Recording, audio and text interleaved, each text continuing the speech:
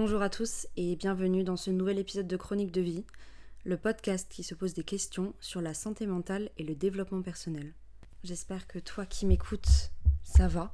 Aujourd'hui, c'est un épisode un peu spécial puisqu'il va être très déconstruit par rapport à tous les épisodes que je veux faire et par rapport à tous les épisodes que j'ai pu faire. Comme vous pouvez voir, il n'y a pas d'intro, ça part directement sur le vif du sujet. Parce qu'en fait, le mois de septembre est le mois de la prévention contre le suicide. Et de base, je voulais sortir un épisode qui n'avait rien à voir. Et j'ai capté l'importance de ce mois-là et l'importance en fait de libérer la parole aussi sur ce sujet, de la rendre un peu moins tabou et de se rendre compte aussi que ça peut toucher tout le monde. Et donc j'avais envie de faire un épisode un peu en rapport avec ça. Dans cet épisode aujourd'hui, on va parler de mon rapport aux antidépresseurs. J'ai commencé à prendre des antidépresseurs l'année dernière, donc ça fait 1 an. Je commence maintenant à ralentir et j'en suis très fière, même si je suis terrifiée par ça. Mais c'est de la bonne peur, c'est une peur qui me tire vers le haut et c'est une peur où je suis un peu en mode je veux te montrer que t'as pas besoin d'avoir peur. Donc on va parler des antidépresseurs, pourquoi est-ce que j'ai commencé à en prendre, ce que ça a fait sur moi, pourquoi il faut démystifier un peu la chose. Voilà. En gros, ça va être un peu ça cet épisode qui va être un peu spécial et ça va être une grosse mise à nu pour moi. Je suis très stressée, mais c'est ok. L'épisode va être très déconstruit. Je savais pas trop comment en parler, comment le faire, comment l'organiser. Donc en fait, je me suis dit, allume le micro, vois ce que ça donne, sois spontané. Je pense que ça va être un épisode qui va être rempli d'émotions parce que c'est un sujet qui est encore délicat, bien évidemment pour moi. Mais c'est si important et je pense que c'est important qu'on en parle en fait de plus en plus. Et de se rendre compte que c'est pas juste de la faiblesse. C'est une réelle maladie. Une maladie comme un cancer, une maladie comme un syndrome de quelque chose, une maladie comme un lipodème. C'est une vraie maladie et c'est pas juste de la flemme en fait. Je vais beaucoup plus forcément parler de moi et beaucoup plus me livrer ici. Chacun a sa vie, chacun a son histoire et on n'est personne pour prétendre marcher dans les pas de quelqu'un d'autre. On est tous différents et c'est ce pourquoi on est humain finalement. J'aurais bien voulu juste donner quelques infos pour se rendre compte de l'importance du suicide. En ce mois de prévention contre le suicide, l'OMS, l'Organisation mondiale de la santé, a mis à jour un peu ses chiffres sur son site internet. Déjà, il y a plus de 700 000 suicides par an dans le monde, il me semble que c'est 740 000, même plus. C'est énorme. C'est la première cause de suicide chez les jeunes, donc chez les 15-29 ans. C'est l'âge en fait où on se construit le plus. Il y a beaucoup de maladies mentales qui se développent à cet âge-là parce que c'est là où le cerveau atteint sa maturité. Et donc c'est là où il va rendre ces traumas-là en maladie. Je vais pas plus rentrer dans le sujet parce que je ne suis pas médecin. Heureusement, la dépression, les maladies mentales, c'est de moins en moins tabou. On en parle plus pour pouvoir mieux les soigner, mais c'est quand même un secteur qui touche tout le monde. Les étudiants, les secteurs agricoles, le secteur de la restauration, c'est vraiment un secteur qui touche toutes les branches, tous les âges. Et même si ça touche plus les 15-29 ans, ça veut pas dire que ça ne touche pas aussi les autres âges. L'accès aux soins, il est beaucoup plus facile qu'avant, ça c'est clair. Par contre, il n'est pas toujours remboursé. Malgré tout, on connaît absolument pas toutes les structures qui sont mises en place pour qu'on puisse se faire soigner. Il y a notamment la maison de la psychologie, je crois que ça s'appelle comme ça. Je sais qu'il y en a une à Bordeaux, à Pellegrin, pour ceux qui viennent de Bordeaux. Et en gros, c'est des centres où il y a des psychologues, des psychiatres et d'autres branches de ce même un peu secteur et qui sont tous totalement remboursés. Faut se renseigner, c'est des prises de rendez-vous, mais on peut trouver quand même des centres où c'est quand même totalement remboursé. On a cette chance-là en France d'avoir le soin qui est remboursé, alors autant en profiter, clairement, parce que c'est pas le cas dans tous les autres pays. En fait, je me suis rendu compte que quand j'ai ouvert la parole là-dessus, quand j'ai commencé à en parler autour de moi, du fait que j'ai vécu 3 ans de dépression et que j'ai pris des antidépresseurs, j'ai une faculté, il faut savoir, à ne rien dire. J'ai une faculté qui est très mauvaise pour moi et qui en général me tire sacrément vers le bas, à me taire et à pas dire les choses. À pas dire quand je suis triste, à pas dire quand il m'arrive des choses et je garde tout pour moi. Et en fait, j'ai compris l'importance que c'était de parler, ne serait-ce que pour se libérer d'un poids en fait qui est totalement invisible, qu'on ne voit pas, mais qui pourtant a une influence énorme sur le mental, sur le corps. En fait, en parlant autour de moi, je me suis rendu compte qu'il y a plein de gens qui ont pris des antidépresseurs. Et il y a plein de gens, pour différentes périodes de leur vie, pour différentes raisons, qui ont dû passer par cette case-là. Et en fait, ça a grave démystifié ce truc dans ma tête de l'antidépresseur, que je pense que j'étais pas la seule. Je pense qu'il y en a plein encore qui voient ça comme ça, comme waouh, je prends un antidépresseur, je suis une dépressive, c'est des drogues, c'est machin. Moi, aujourd'hui, l'antidépresseur, quand je l'ai pris et que j'en ai parlé autour de moi, je me suis rendu compte que non, en fait, on est plein à en avoir pris. C'est juste qu'on n'en parle pas assez. Et on parle pas assez de à quel point c'est commun et c'est ok pour t'aider à avancer. C'est comme quand on apprend à faire du vélo. On apprend à faire du vélo avec des petits trous. Au bout d'un moment, on enlève les petits trous. On sait faire du vélo. Faut un peu se recalibrer parce que forcément les petits trous aident, mais on se recalibre un peu et après on sait faire du vélo. Ben là, c'est pareil. C'est cette image de l'antidépresseur, c'est les petits trous. L'antidépresseur, il va t'aider à relever la tête de l'eau pour pouvoir entamer un cheminement personnel et un cheminement mental. Et que le but après, c'est d'arrêter ces antidépresseurs-là et d'utiliser en gros les clés que tu as eues quand tu les as pris à continuer à progresser et à continuer à évoluer. Et c'est exactement ça que moi je vois dans l'antidépresseur et dans le fait que autant de gens en prennent, c'est là j'arrive plus, j'ai besoin des petits trous. Quand ça ira, j'enlèverai les petits trous, je me recalibrerai et je repartirai. Et c'est ça en fait. C'est pas grave si tu prends des antidépresseurs, c'est pas grave, et viens, on s'aide tous ensemble à traverser cette étape. Viens, on se donne un peu les petits conseils, les petites choses. C'est ok, t'as besoin de ça pour t'aider pour cette période, c'est pas une honte.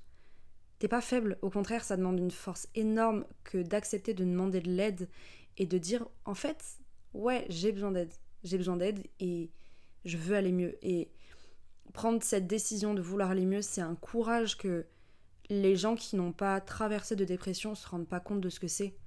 Ils se rendent pas compte de ce que c'est de enfin demander de l'aide. Et ça demande un courage énorme et on a l'impression que son cœur va sortir de sa poitrine. C'est clairement ça. Mais c'est la plus belle décision que tu peux prendre dans ta vie. Dire, c'est bon, j'ai besoin d'aide en fait. J'ai besoin d'aide parce que là je veux vivre. J'ai organisé cet épisode comme un peu une interview de moi à moi. En fait, j'ai écrit des questions que je pense que j'aurais aimé poser à quelqu'un. Et j'ai répondu à ces questions. Tout simplement, avec moi maintenant, mon ressenti, tout ce qui s'est passé finalement.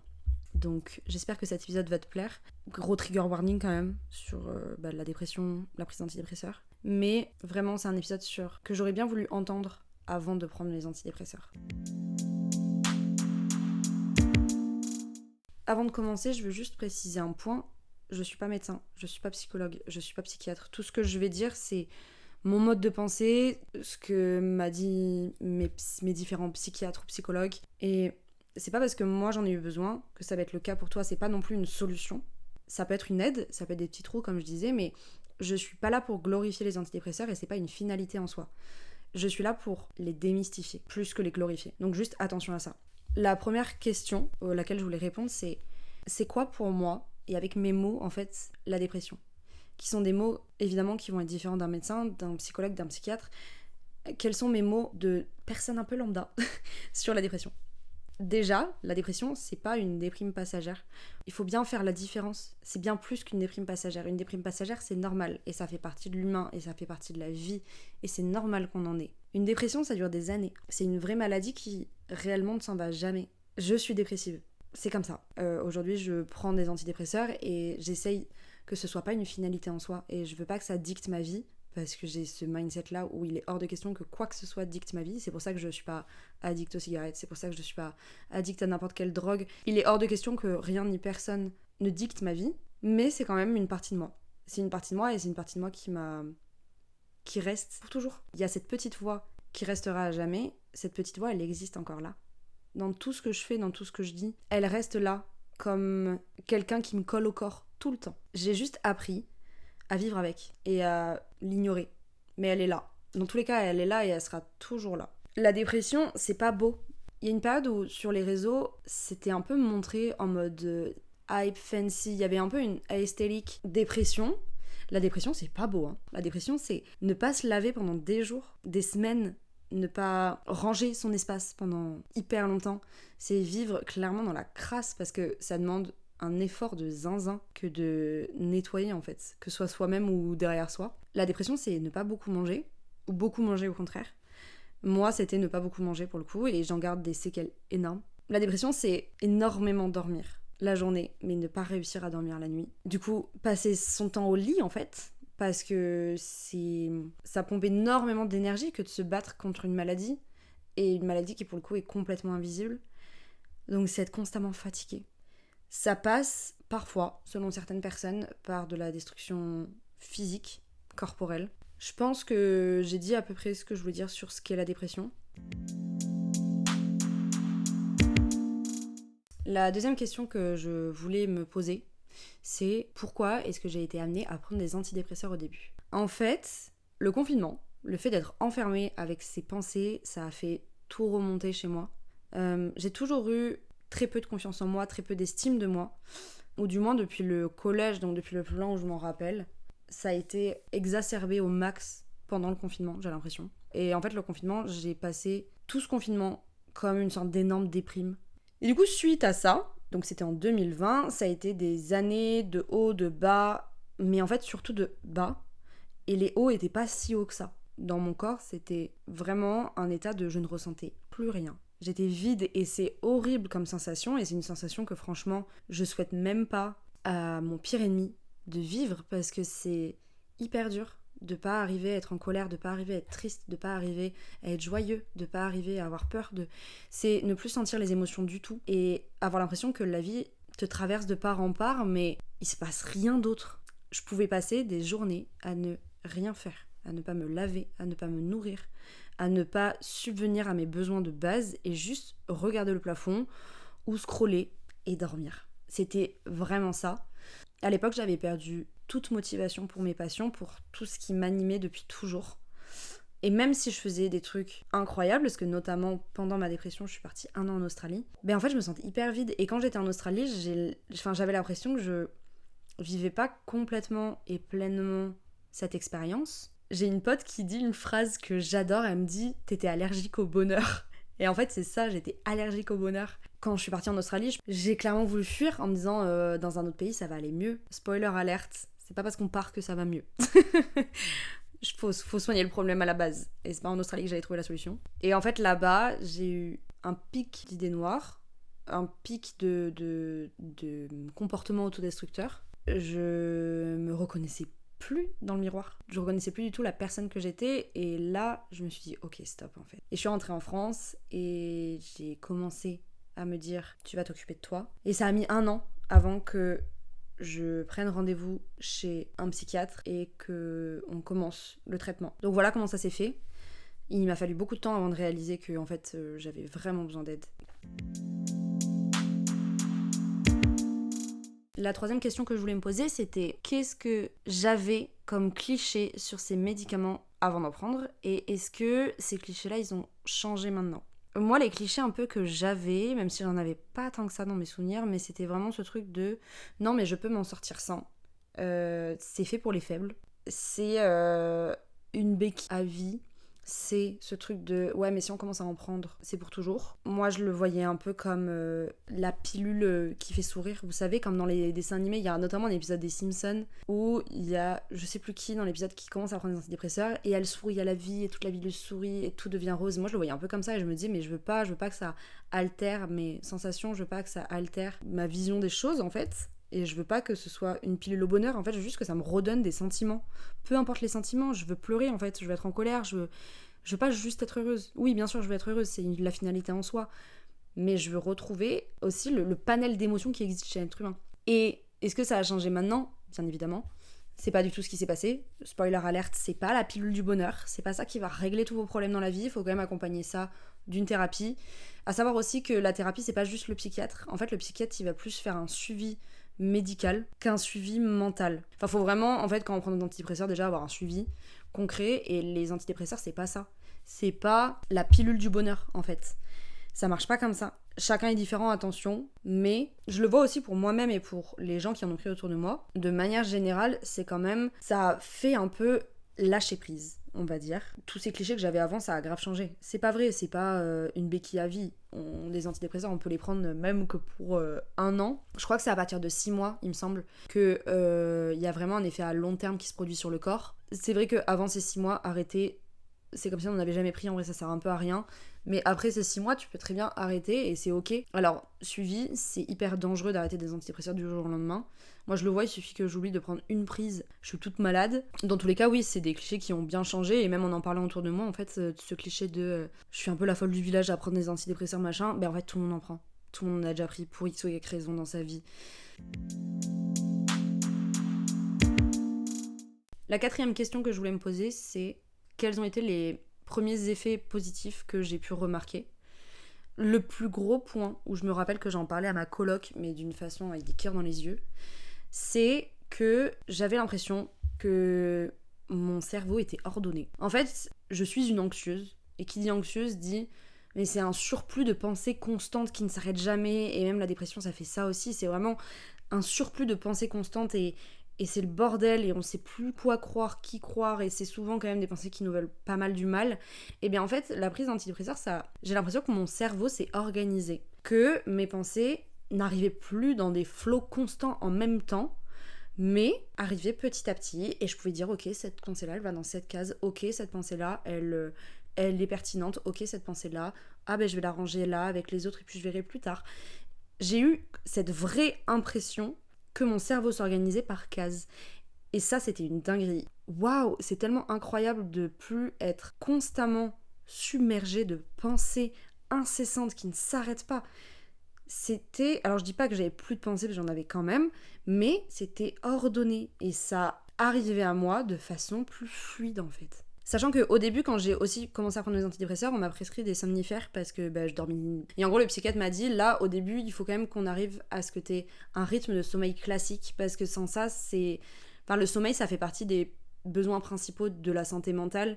Et si t'as pas un rythme de sommeil bien, genre tu es réveillé la journée et tu dors 8 ou 9 heures par nuit, ta santé mentale elle dépérit trop rapidement. Et du coup au début c'était vraiment, la première étape c'était de me faire retrouver un sommeil normal. C'est somnifères, je les ai pris une fois. J'ai essayé de trouver des alternatives avec autre chose qui ont marché, mais en gros il m'a dit, même si tu les prends pas, il faut que tu te trouves quelque chose qui fasse que tu dors, en fait. Il faut que tu dormes. Il faut que tu dormes la nuit, il faut que tu dormes 8 à 9 heures par nuit. Là, c'est trop important, et c'est à partir de cette base-là qu'on va pouvoir entamer le vrai traitement, en fait. Et sinon, un des autres effets positifs que j'ai pu remarquer, c'est vraiment ce truc de... Ça m'a aidé comme un peu une bouffée d'oxygène. Alors ça, c'était peut-être, et même sûrement, un effet placebo, mais de me dire, ok, là, je prends ce traitement, et donc, je vais aller mieux, du coup, ça m'a aidé à me lever de mon lit, au fur et à mesure, à renettoyer ma chambre, remanger correctement. Ça m'a permis de me remettre dans un cadre de vie, j'allais dire normal, mais la normalité c'est subjectif dans tous les cas. Je parle pas de la normalité genre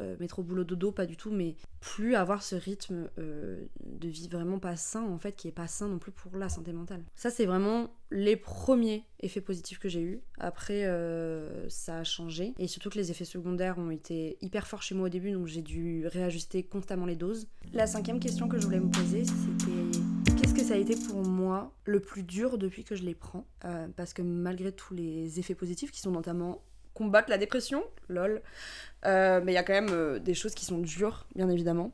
Et je pense que ça a été quand même les effets secondaires qui, depuis le début de la prise, sont hardcore chez moi. Mais certains effets secondaires, en fait, ont grave amené à du positif, notamment la gueule de bois.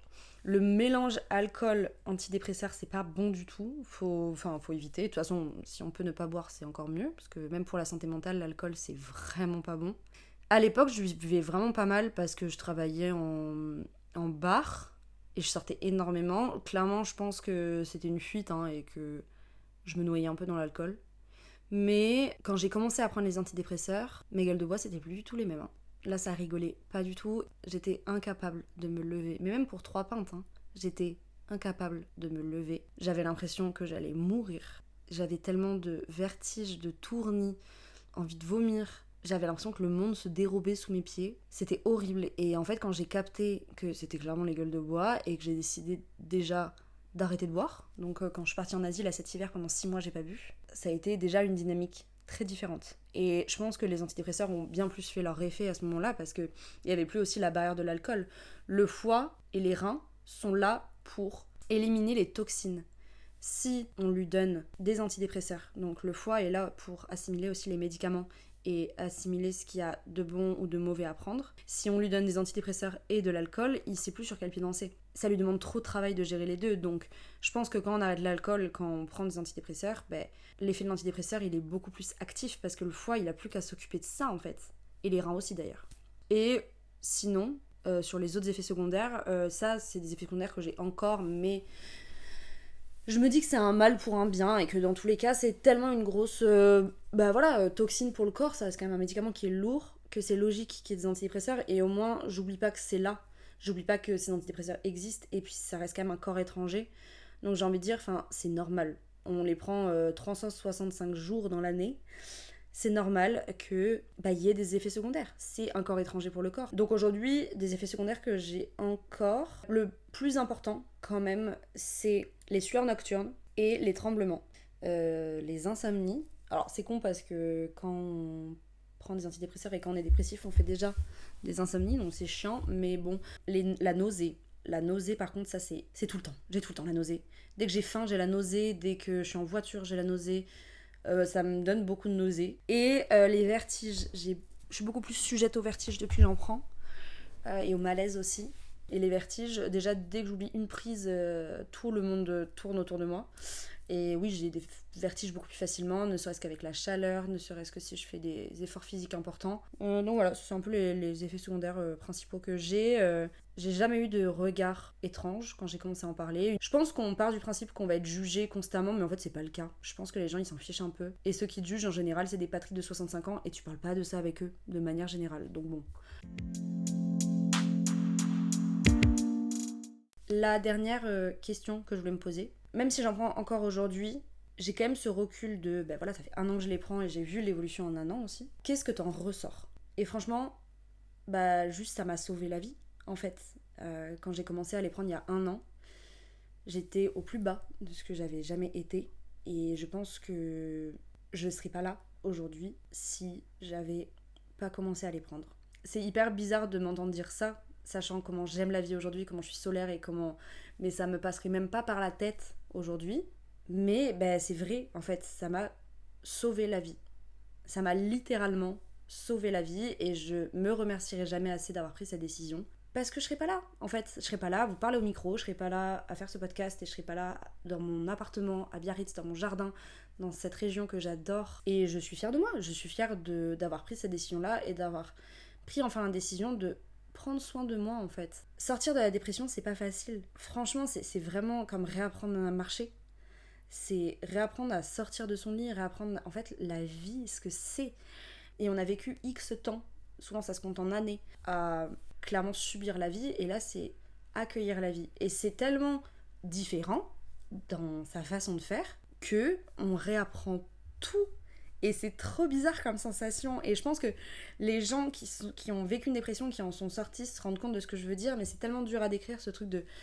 On réapprend complètement ce que c'est de vivre pleinement et pas de subir la vie. En fait, c'est réapprendre à vivre correctement, à prendre soin de soi, à manger correctement, à faire les choses pour soi, à faire du sport, c'est fou, genre, comme sensation.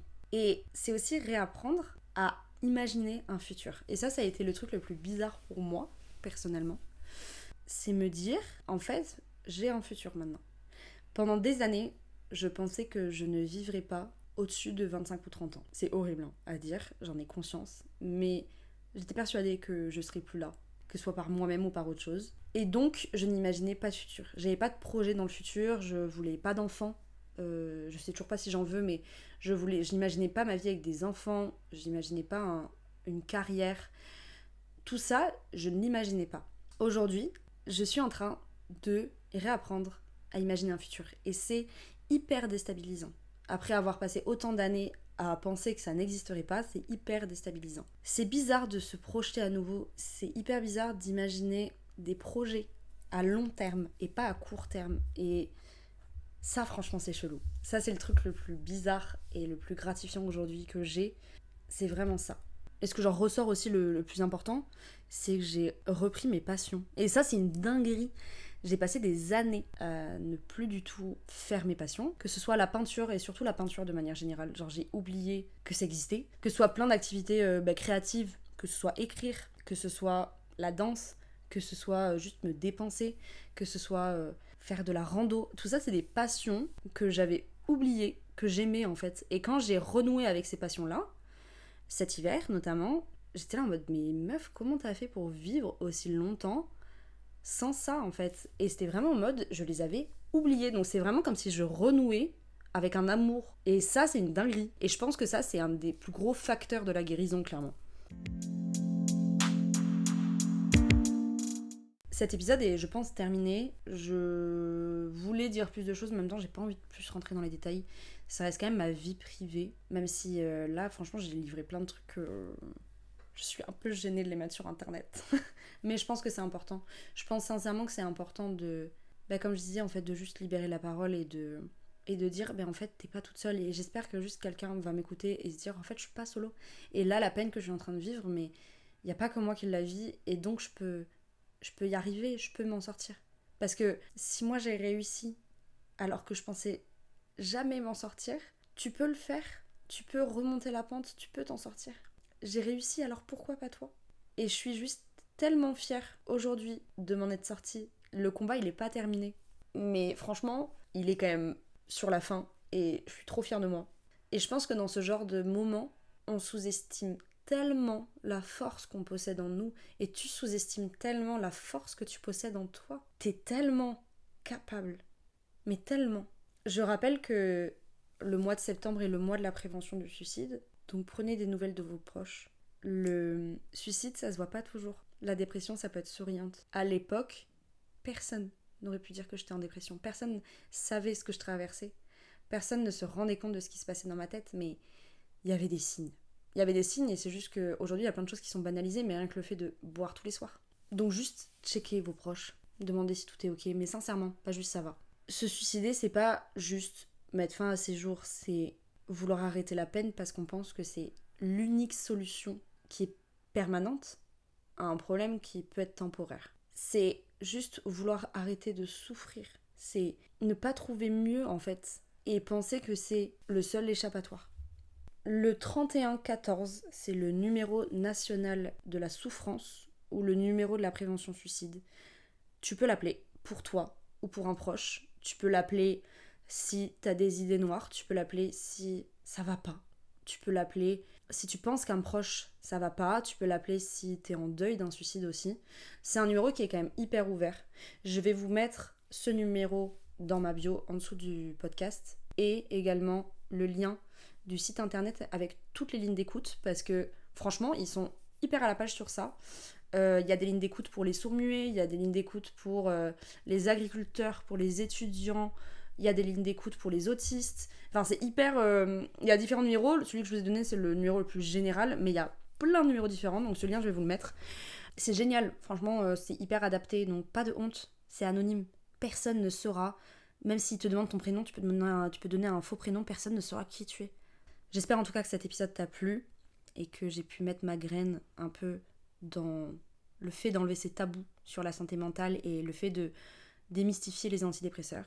Tu mérites d'être là, comme tout le monde. Tout le monde mérite d'être là et toi y compris. Et tu mérites de vivre autant qu'un autre. Tu mérites de vivre ta vie pour toi et tu t'en sortiras. Même si t'as l'impression que tu ne t'en sortiras jamais, je te le dis, tu t'en sortiras. Je te souhaite une bonne journée ou une bonne soirée selon l'heure à laquelle tu écoutes cet épisode. Et on se retrouve dans 2 semaines, puisque maintenant le rythme a changé, on est toutes les 2 semaines. Et n'hésite pas à venir me suivre sur Insta et TikTok, parce que notamment c'est là où je donne ces petites infos-là, comme quoi le rythme avait changé ou que j'ai pris quelques jours de vacances en août. Merci à tous et à bientôt.